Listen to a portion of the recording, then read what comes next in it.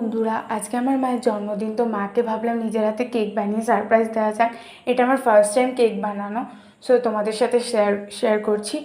তো প্রথমেই আমি 4টে হ্যাপি আর অরিও বিস্কুটের প্যাকেট নিয়েছি। তো বিস্কুটটা গ্রেট করার সময় অবশ্যই তোমরা ভেঙে দেবে, নাহলে আমার মতো দুবার করে গ্রেট করতে হবে। এরপরে আমি দুটো ডিম আর বাটার দিয়েছি। এটা চাইলে তোমরা নাও দিতে পারো, ওর মধ্যে দেওয়াই থাকে। আমি একটু বেশি টেস্ট বাড়ানো হবে ভেবে দিয়েছি। আর এরপরে খানিকটা বেকিং পাউডার দিয়েছি আর দুধ দিয়ে এটা মিক্স করবে। বেশি পাতলাও করবে না, বেশি আবার ঘনও হবে না, ব্যাটারটা মিডিয়াম করবে। এবং এরপরে আমি কিন্তু এখানে কোনো সুগার ইউজ করিনি, তো তোমরা যদি আরও বেশি মিষ্টি খেতে চাও সুগার অ্যাড করতে পারো। আর এরপরে আমি একটা বাটি নিয়েছি, যার মধ্যে কিছুটা জল দিয়ে গরম করে যখন স্টিম হয়ে যাবে তখন ওটায় একটা স্ট্যান্ড বসিয়ে ব্যাটারের বাটিটাকে দিয়ে দেবে, যাদের কাছে মাইক্রোওভেন নিয়ে আমার মতোই।